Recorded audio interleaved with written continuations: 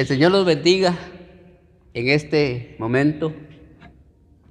Es un privilegio estar en este lugar y así poder transmitir la palabra del Señor, sabiendo que la palabra dice que no regresará vacía, sino que antes bien hará la obra por la cual ha de ser entregada.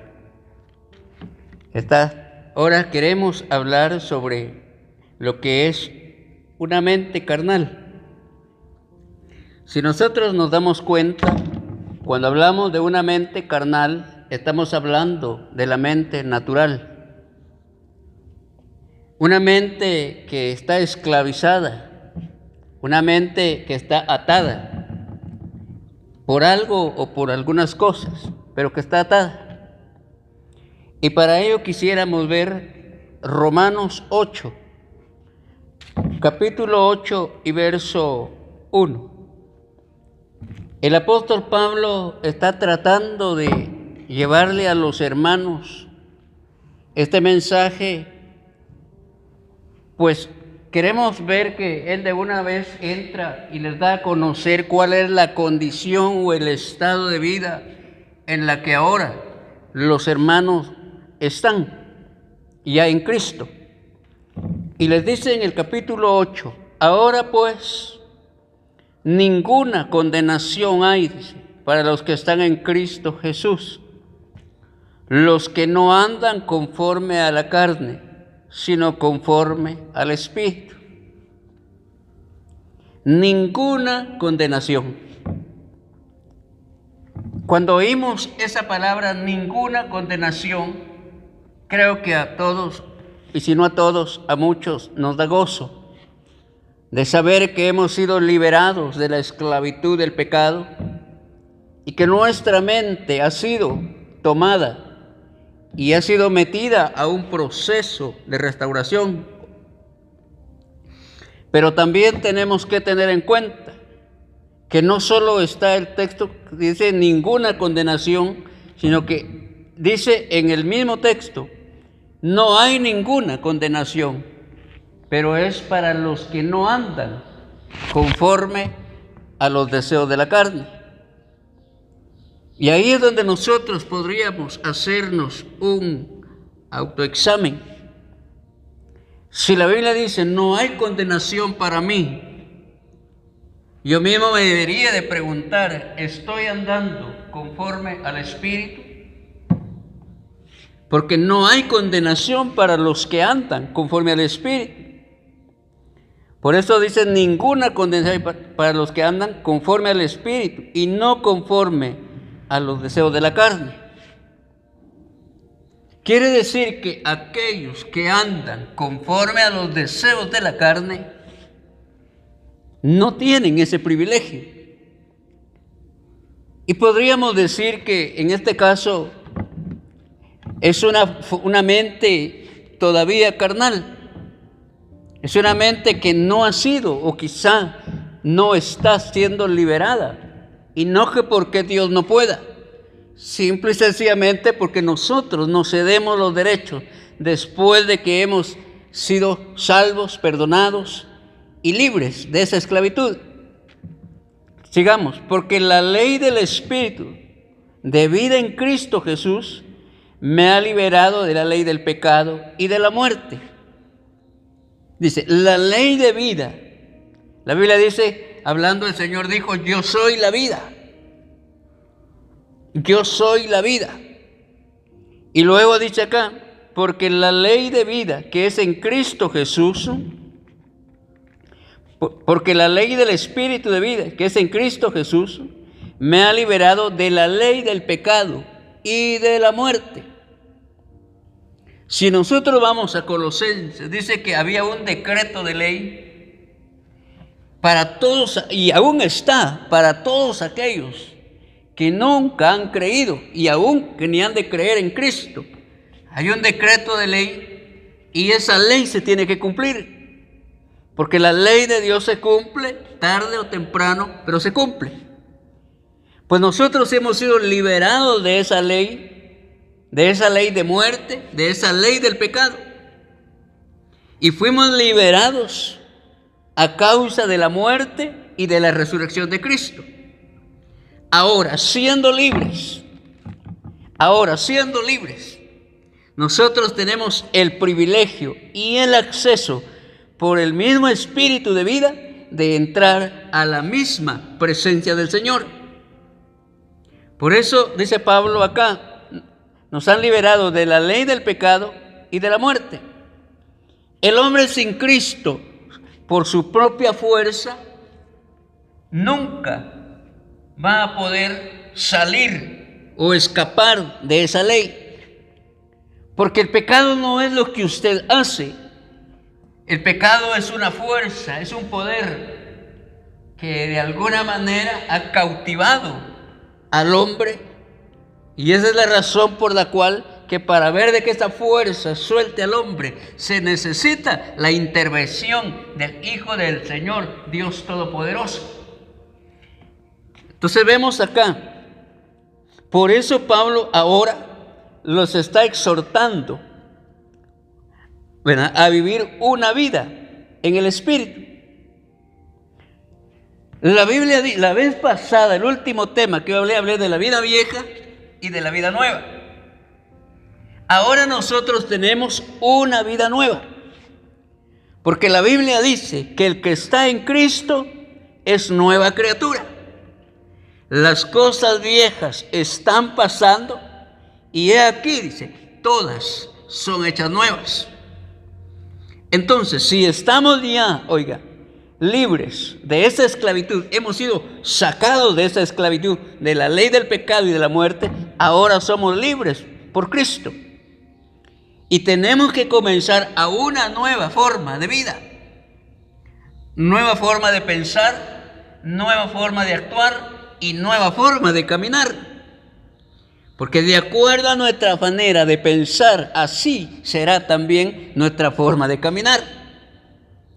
Ahora nosotros, por el Espíritu mismo del Señor, tenemos la capacidad de poder vivir este Evangelio. La Biblia dice que Él nos dio espíritu, no de cobardía, en el decir yo no puedo. No, Él nos dio un espíritu de poder y de autoridad para poder vencer los obstáculos que se nos cruzan en el camino, en el transcurrir de nuestra vida. Entonces, si Él nos dio ese poder y esa autoridad, eso quiere decir que con el buen deseo y el buen uso de nuestra buena voluntad, podemos nosotros caminar tratando de agradarlo a Él todos los días de nuestra vida. ¿Por qué razón? Porque la Biblia dice que todas las batallas el Señor las va a pelear por nosotros. Luego vemos acá, en el verso 2 dice, para los que no andan conforme a la carne, sino conforme al Espíritu. ¿Qué es andar conforme al Espíritu? Los que andan conforme al Espíritu son los que reconocen, los que andan conforme al Espíritu son los que reconocen el favor de Dios hecho por nosotros. Todo aquel que reconoce, que valoriza lo que Cristo hizo en la cruz del Calvario, ese tratará la manera de vivir conforme al Espíritu, o sea, en obediencia a esta palabra. Yo sé que no va a ser fácil obedecer la palabra, porque como personas, aunque hemos sido libres, aunque nos han sacado de esa esclavitud, todavía hay naturaleza vieja. Pero esa naturaleza vieja, aún si en nuestra vida está el deseo de buscar al Señor y de serle fiel, esa naturaleza vieja cada día va a ir mermando su fuerza y su capacidad para tratar la manera de vencernos. Por eso es necesario e importante que nosotros escudriñemos y leamos la palabra. Porque la palabra es la que nos da vida, porque Él dice que Él es la vida. La palabra es la que nos da aliento, la palabra es la que nos sustenta, la palabra es la que nos nutre del poder y de la misericordia del Señor a nuestra vida. Veamos acá. También, Tenemos que ver cuál es el favor que Cristo hizo, valorar ese favor. Lo que sí, todos aquellos que ahora nos interesamos de poder alcanzar la eternidad del Señor, van a ser todos aquellos que también se interesan por buscar las cosas de arriba. Alguien que esté interesado de algo, mira cómo lo alcanza, lucha por alcanzarlo, se esfuerza por alcanzarlo. ¿Cuántos de nosotros miramos la eternidad por la fe en Cristo Jesús? Es verdad que no hemos llegado a la eternidad con este cuerpo, ni vamos a entrar transformados. Pero ¿cuántos por la fe miramos esa eternidad? Leamos la palabra y la palabra nos da a conocer qué hay en la eternidad con Él. Para empezar, dice Apocalipsis, que ahí no hay luz natural, sino la misma luz de Dios iluminará, oigan, a todos aquellos que estén con Él ahí en la eternidad. Ahí no hay tiempo, no hay noche, no hay día, porque no hay estaciones de tiempo. Aquí el tiempo marca las estaciones, pero ahí no hay. También dice la Biblia que ahí no va a haber llanto, ahí no va a haber tristeza, ahí no va a haber dolor. ¿Por qué razón? Porque en donde está la presencia del Señor no soporta ninguno de todo lo mencionado el poder estar, porque Dios es santo, Él es puro, Él es perfecto, Él es el creador de todas las cosas. Entonces, si nosotros nos interesamos de la eternidad, también vamos a tener el interés de poder luchar y de esforzarnos por buscarle aquí abajo, aún en medio de las debilidades. Veamos qué dice, oiga, ¿qué dice Jeremías 31:33? ¿Qué dice Jeremías 31:33? Dice la Biblia, Jeremías 31:33, dice: he aquí, vienen días, que dice Jehová, en los cuales haré nuevo pacto con la casa de Israel y con la casa de Judá, no como el pacto que hice con sus padres el día que tomé su mano para sacarlos de la tierra de Egipto, porque ellos invalidaron mi pacto, dice. Aunque fui yo un marido para ellos, dice Jehová, pero este es el pacto que haré con la casa de Israel después de aquellos días. Dice Jehová, daré mi ley en su mente y la escribiré en su corazón, y yo les seré a ellos por Dios y ellos me serán a mí por pueblo. Entonces, habiendo sido rescatados por Cristo a través del sacrificio de esa esclavitud de muerte y de pecado, ahora el pacto que Cristo hizo ahora es un pacto nuevo. Él lo dijo cuando celebró la Santa Cena. Este es el nuevo pacto, dice. O sea, es una nueva forma de vida. Esta es mi sangre, dijo él, que por ustedes va a ser derramada. Si nosotros nos damos cuenta y lo analizamos bien, no había otra razón más por la cual el Señor hubiera derramado su sangre. No había otra razón. Por eso que cuando uno toma la cena, dice el Señor, cada vez que ustedes lo hagan, piensen, recuerden, mediten, por qué se hizo. Estaba estableciendo un nuevo pacto. ¿Con quiénes? Con aquellos que habían sido liberados y rescatados de la esclavitud, de la muerte y del pecado. Esta es mi sangre de un nuevo pacto. Cuando ustedes la beban y coman de ese pan, recuerden que no había otra razón. La razón eran ustedes. La razón era cada uno de ustedes. Perdón, hermano. La razón era cada uno de ustedes, hermano. La razón era por mí. Porque sin derramamiento de sangre no hubiera habido perdón de pecados y menos liberación de la esclavitud del pecado y de la muerte eterna.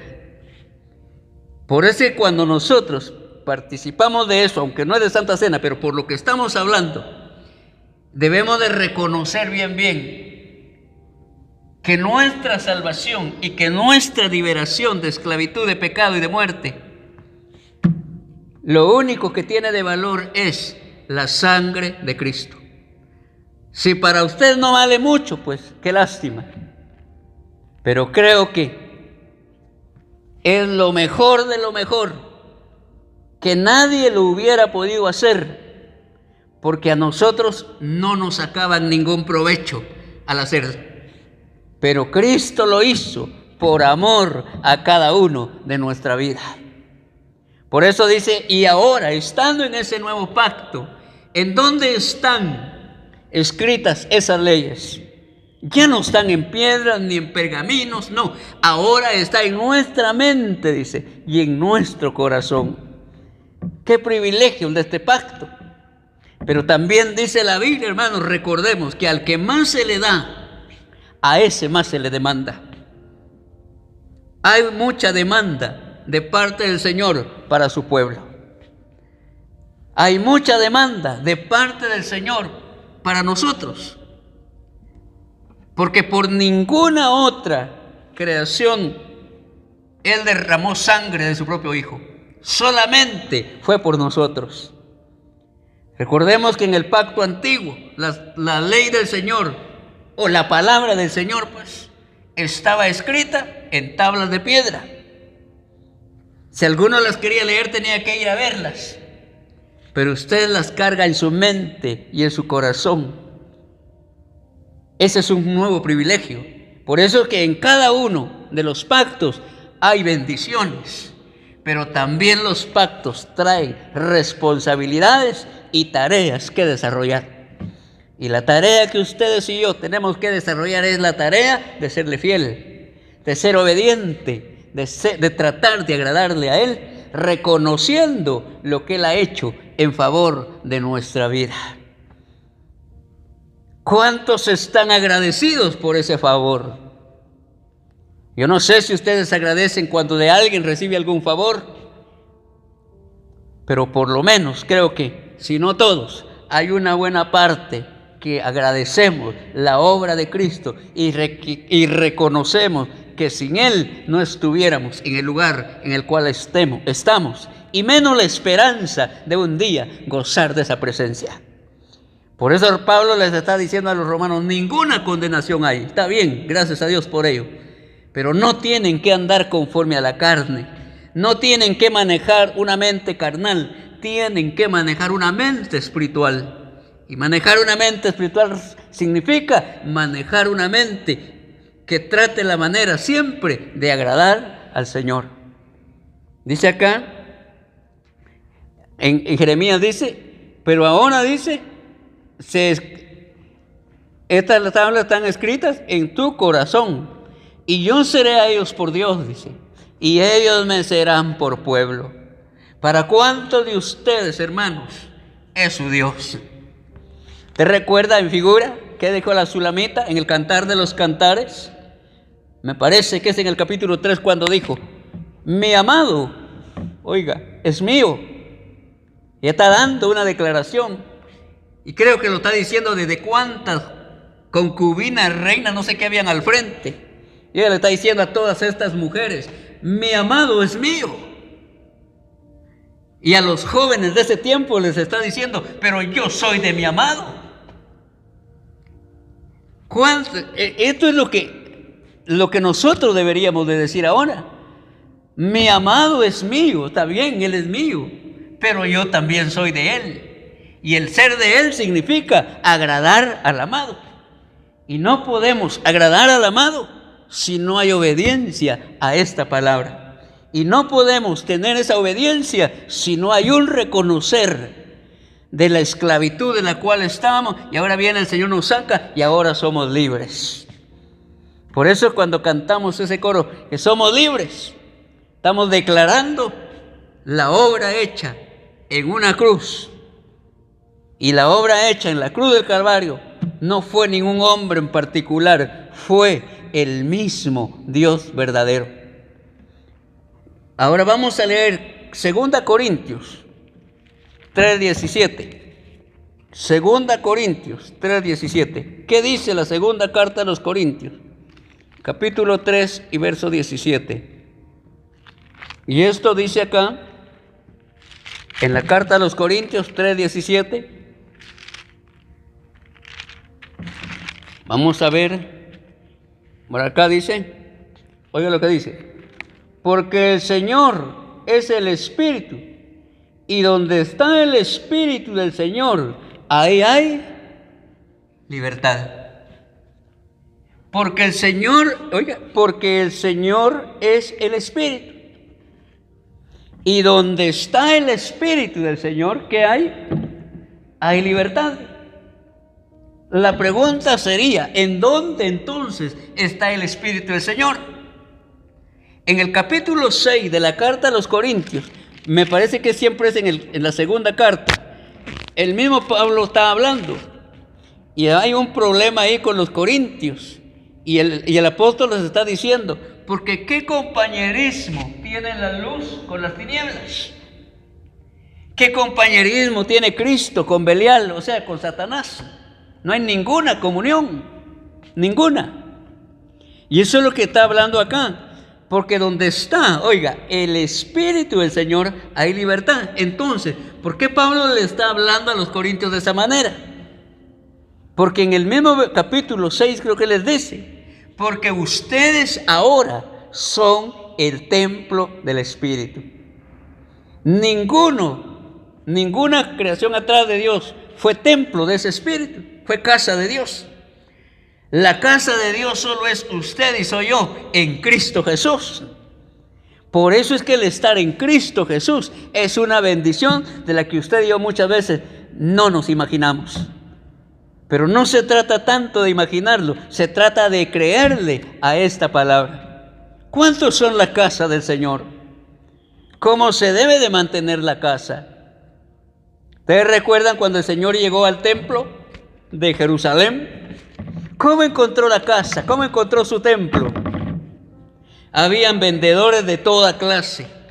Habían vendedores de pollo frito, habían vendedores de palomas, había vendedores de mecapales, si usted quiere, de lazos, bueno, y un montón de clases de vendedores del tiempo. Cuando el Señor llegó, ¿qué dijo? ¡Hala, qué bonito se ve mi templo!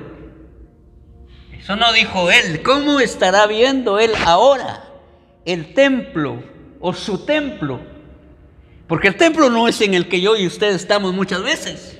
Esas son 4 paredes en la cual podemos encerrarnos. Es un lugar específico, por decirlo así, en el cual podemos tranquilamente, sin problema alguno, alabarlo a Él. Pero ese no es el templo.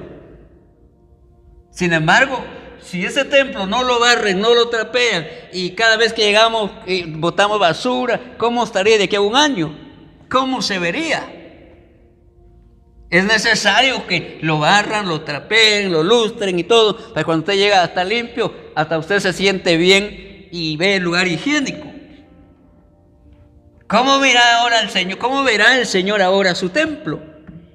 El templo soy yo. El templo es cada uno de ustedes. ¿Será que hay vendedores metidos dentro del templo? Por eso es que es necesario que el Señor muchas veces nos meta ciertas situaciones de prueba para que a través de ello podamos nosotros reconocer que el templo necesita ser limpio cada día. Yo termino con esto. Ustedes son el templo, hermanos.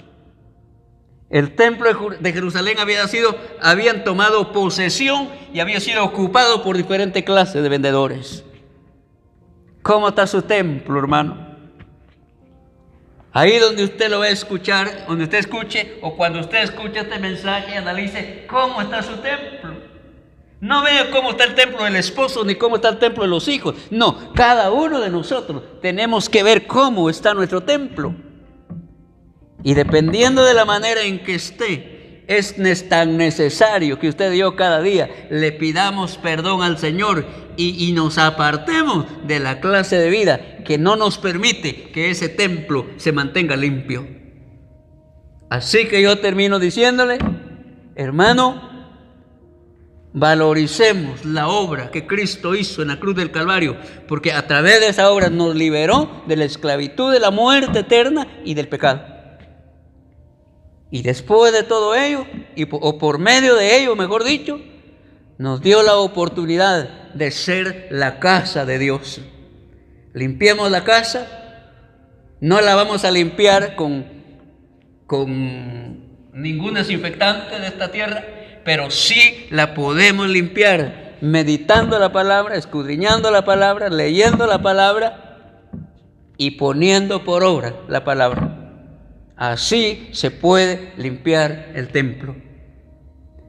Te doy gracias, Señor, en este momento. Gracias, Padre mío, porque a pesar de lo que somos, tú has permitido que seamos tu templo. Solo tú sabes, porque tú lo ves todo, lo conoces todo, y ves cómo está el templo que a ti te pertenece. Dios mío, por favor, te lo pedimos. Permite que cada uno de nosotros podamos reconocer cuán grande fue tu amor, tu gracia y tu misericordia, y tu favor para sacarnos de la esclavitud, de la muerte y del pecado. Y gracias porque nos diste a través de ello la oportunidad de ser tu templo y después de ello estar en la eternidad contigo. Solo te ruego, ayúdanos para poder valorizar. Abre nuestros ojos, porque muchas veces, Padre mío, por falta de visión es que no valorizamos. Abre nuestros ojos espirituales para que podamos ver, Dios mío, con toda claridad cuán grande has sido tú para nosotros en esta tierra en la cual todavía estamos, aunque no somos de aquí, Señor. Pero un día, si te somos fieles, yo sé que tú lo que nos has prometido no lo darás. Gracias, Señor Jesús. Gracias, Padre bueno. Amén y amén.